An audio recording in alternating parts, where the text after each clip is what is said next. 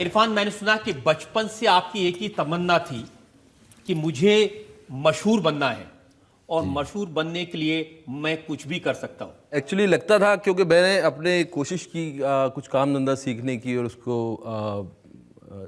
ईमानदारी से सीखने की और उसको करने की कोशिश की। फिर मुझे थोड़े दिन में इतनी बोरियत हो गई, मुझे लगा कि मैं ज़िंदगी में सिर्फ पैसे के लिए काम नहीं कर पाऊँगा, मेरी आत्मा को उसमें इन्वॉल्व होना ज़रूरी है। तो मैं ढूंढ रहा था क्या करूँ। तो फिर मैंने कुछ फिल्में देखी तो मुझे लगा कि ये एक फील्ड है जिसमें शायद मैं कुछ कर सकता हूँ। लेकिन फैमिली के लोग तो आपको फिल्म देखने भी नहीं देते थे। वहाँ परंपरा थी कोई फिल्म देखने भी ना जाए, इतनी समझते थे इतना गिरा हुआ काम है। समझते थे उनके लिए सिनेमा जो है हमेशा से नीचे दर्जे का एक नीचा दर्जा, उनको हमेशा नीची नज़र से देखते थे। उनको लगता था कि नाचने गाने वालों का काम है। तो मैंने अपनी माँ को कन्विंस करने की कोशिश की कि मैं नाचने गाने नहीं जाऊँगा इंडस्ट्री में, मैं थोड़ा कुछ अच्छा काम करूँगा। लेकिन उनके समझ में नहीं आया, वो कभी माने नहीं। लेकिन मेरे अंदर की आवाज़ थी तो मैंने पूरी करना इसको लाजमी समझा। मिथुन चक्रवर्ती को आप बड़ा हीरो समझते थे, अपना उनकी नकल करने की कोशिश करते थे। किसी ने मुझे कह दिया था कि तुम्हारा चेहरा मिलता है उससे, मिथुन चक्रवर्ती से। तो उनकी फिल्में आती थी उस दौरान में, उनके बाल ऐसे रहते थे नीचे और उनके बड़े मुलायम बाल थे, ऐसे नीचे गिरते थे। मेरे बाल हार्ड और कर्ली बाल थे। तो हमारा पैसे भी नहीं होते थे, लेकिन कोई हम नाई ढूंढते थे, कोई बार बार जो इन बालों को इस तरह से ड्राई करके नीचे कर दे। तो वो नीचे तो कर देता था, लेकिन वो नारियल जैसे बाल जो थोड़े दिन नीचे रह के ऐसे रहते थे। तो उसमें हमने कई फ़ोटो भी खिंचवाए हैं मिथुन चक्रवर्ती की तरह। बड़ा सुकून मिलता था कि मैं उनकी तरह दिखता हूँ। आज जब वो फोटो देखते हैं तो कैसा लगता है? अच्छा लगता है मुझे। मिथुन आज भी बहुत अच्छे लगते हैं। अब तो मैं उनका पड़ोसी हो गया हूँ, मेरे आसपास ही रहते हैं कहीं, मैंने सुना है। तो मैं उनसे मिलने जाऊँगा। लेकिन आपके फादर, मैंने सुना, वो आपको टफ बनाना चाहते थे, एक शिकारी जैसा, हंटर जैसा। वो शिकारी आदमी थे, शिकार करते थे, हम जाते थे साथ में शिकार खेलने, हमें अच्छा लगता था जंगल देखना। लेकिन जानवर मरते थे तो थोड़ा उसके बारे में स्टोरीज हम बनाया करते थे कि यार ये मर गया, इसकी बेटे का क्या हो रहा होगा, इसकी माँ का क्या हो रहा होगा। तो ये सब दिमाग में चलता रहता था। एक बार मेरे से उन्होंने एक बंदूक चलवाई थी और एक जानवर मर गया था और उसका मुझे बहुत ज़्यादा असर रहा था मेरे ऊपर। मुझे कहा करते थे कि हमारे घर में जो है, पठानों के घर में ये ब्राह्मण पैदा हो गया है। लेकिन ऐसे जो सख्त मिजाज फादर थे, वो भी अपने बेटे की आंखों के दीवाने थे। वो कहा करते थे कि ये आंखें हैं कि प्याला है।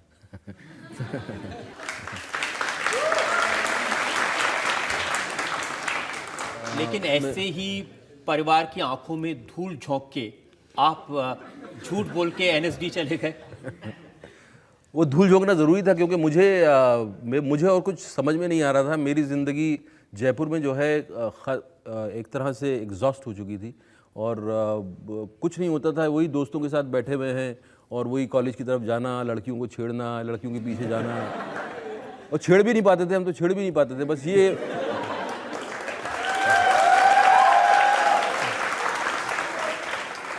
हम लोग सिर्फ मार्क किया करते थे। दो लड़कियां जा रही हैं, उनको मार्क करते थे, ये मेरी, ये तेरी।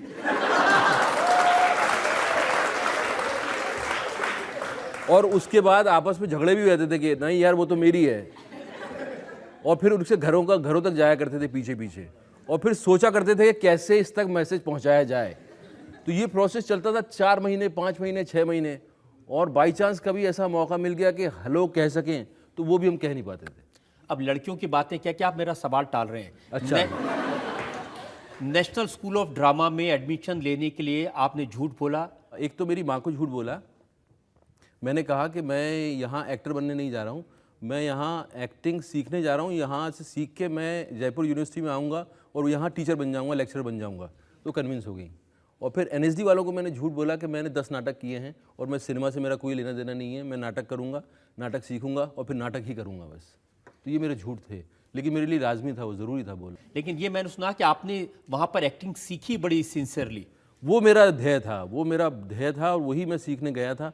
इसलिए लोग कहते थे कि ये एनएसडी में आया है, इसका किसी ताल्लुक़ नहीं है, ये अपना एक कोकून में रहता है, अपना एक इसका एरिया है, इससे बाहर नहीं निकलता।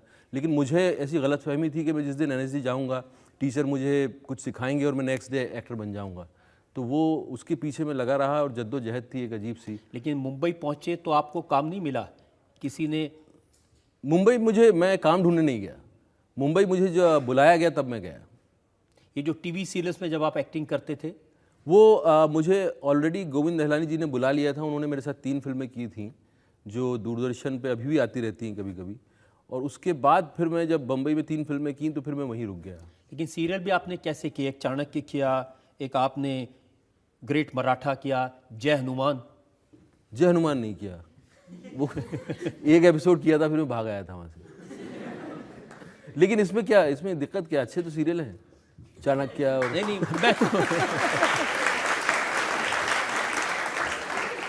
मैं तो ये साबित करने की कोशिश कर रहा हूं कि सक्सेस के लिए कुछ भी करने को तैयार थे, और आप जब फिल्मों में रोल नहीं मिला तो आप कहते थे कोई छोटा मोटा रोल ही दे दो।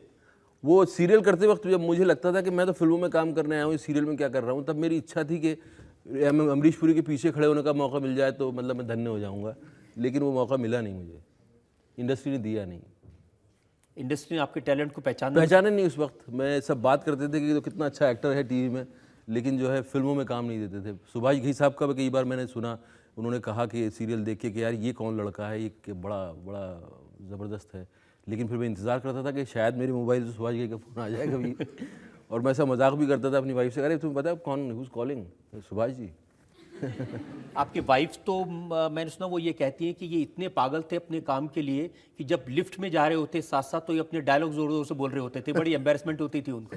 हाँ, वो कई बार बोलती थी कि तुम बाजार में जो है रिहर्सल करना बंद कर दो। मैं एक्चुअली लाउड थिंकर हूँ, मैं आज कुछ दिमाग में आता है तो मैं उसको बड़बड़ाने लगता हूँ। तो कई बार बस में अगर आप जा रहे हैं ऐसे पकड़ के और अपना डायलॉग दोहरा रहे हैं तो आसपास वाले देखने लगते थे, फिर वो मुझे देखते थे, फिर ये भी देखते थे जैसे साथ में कौन है, तो नज़र उन पे जाती थी। तो वो फिर उनको लगता था कि आप प्लीज़ ये बंद कर दो, घर पे कर लेना। पान सिंह तोमर में एक गाना है, तेरी आँखियाँ दो नाली, आप पर फिट होता है, और तेरी बत्तियां दो नाली आपकी बातें सुन के लग रहा है।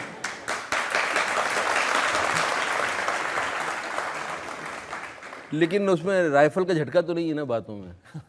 हाँ, राइफल का झटका नहीं है, लेकिन अच्छी बात यह है कि आपने इस इल्ज़ाम को कबूल किया है। जी।